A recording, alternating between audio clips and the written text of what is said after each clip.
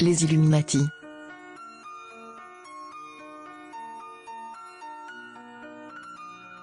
Les Illuminati sont une élite dans l'élite. C'est la plus ancienne et la plus secrète des organisations des maîtres du monde. Toutes ces organisations ont un siège social officiel et des membres dont on connaît l'identité. On connaît aussi souvent les dates et les lieux de leurs réunions. Mais en ce qui concerne les Illuminati, on ne sait rien avec certitude, il n'existe aucun élément de preuve tangible. Tout ce que l'on peut écrire à propos des Illuminati n'est donc que déduction et croisement d'autres éléments comme des pistes historiques, ainsi qu'une étude du mode de pensée des élites, de leur façon caractéristique de voir le monde de très haut, à très long terme, et à travers le prisme de leurs croyances. Les membres des Illuminati ne sont pas connus de manière certaine, même si certains noms circulent avec insistance. Il s'agit de grandes familles capitalistes ou issues de la noblesse, comme par exemple les Rockefeller, notamment l'incontournable David Rockefeller, également cofondateur du groupe de Bilderberg et du CFR, les Bush, les Rothschild, les Harriman, les Russell, les Dupont, les Windsor et d'autres familles royales européennes. Les Illuminati sont très peu nombreux, c'est l'extrême sommet de la pyramide. Ils ne sont pas des milliers à travers les États-Unis et le monde comme l'affirment certains témoins, qui ont pour mission de brouiller les pistes. Les célébrités du showbiz n'en font pas non plus partie, même si elles en utilisent parfois les symboles pour mieux fasciner les foules. Les Illuminati existent sous leur forme actuelle depuis 1776, date de fondation de l'ordre des Illuminati en Bavière par Adam Vachaud, un ancien jésuite. Leur projet était de changer radicalement le monde, en anéantissant le pouvoir des régimes monarchiques qui, à cette époque, entravaient le progrès de la société et des idées.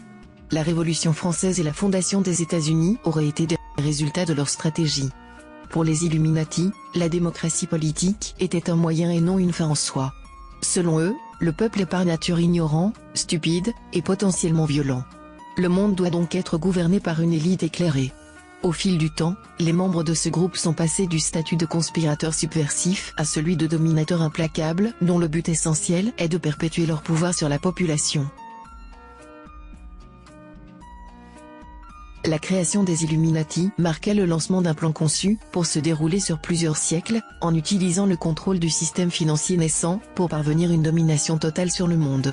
La réalisation du plan s'est ensuite transmise comme un flambeau de génération en génération, au sein d'une élite héréditaire d'initiés qui ont su l'adapter aux évolutions technologiques, sociales et économiques. Contrairement aux autres organisations des maîtres du monde, les Illuminati ne sont pas un simple club de réflexion ou réseau d'influence, ni une organisation de pouvoir comme le groupe de Bilderberg. Il s'agit d'une organisation dont la véritable nature est ésotérique ou occulte.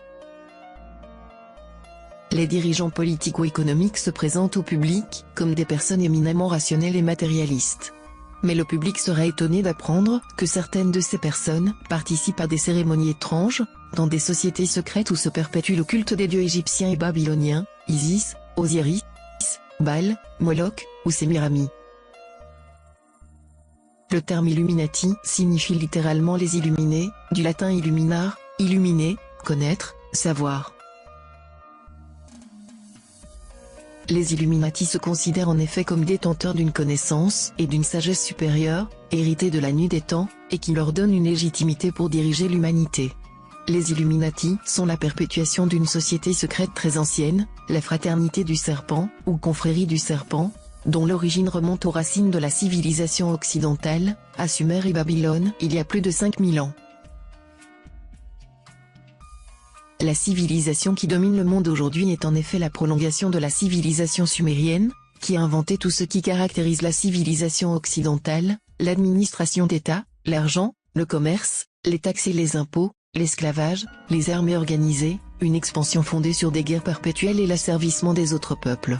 Ce fut aussi la première civilisation à détruire son environnement. Pratiquant une agriculture intensive après avoir inventé l'irrigation, les civilisations sumériennes et babyloniennes ont transformé des prairies verdoyantes en un désert, qui est aujourd'hui l'Irak. Depuis Sumer et Babylone, la fraternité du serpent s'est perpétuée en prenant des formes et des noms multiples à travers les époques, exerçant son influence sur les religions et les pouvoirs politiques successifs, dans une longue filiation, qui inclut les écoles de mystère, babyloniennes, égyptiennes puis grecques, l'Église chrétienne de Rome utilisée comme véhicule par la fraternité pour s'implanter en Europe, les Mérovingiens, d'où le personnage mérovingien dans le film Matrix, les Templiers et leurs nombreuses ramifications, francs-maçons, Rose-Croix, Prieuré de Sion, Ordre militaire et hospitalier de Saint-Jean de Jérusalem, Ordre de Malte. Et enfin les Illuminati et les organisations qui y sont rattachées.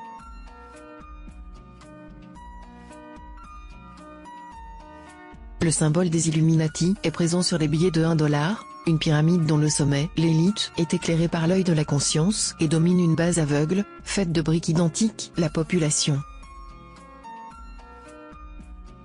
Les deux mentions en latin sont très significatives. Novus Ordo Seclorum signifie nouvel ordre pour les siècles. En d'autres termes, nouvel ordre mondial. Et Annucopti signifie notre projet sera couronné de succès. Un projet aujourd'hui proche de sa réalisation finale.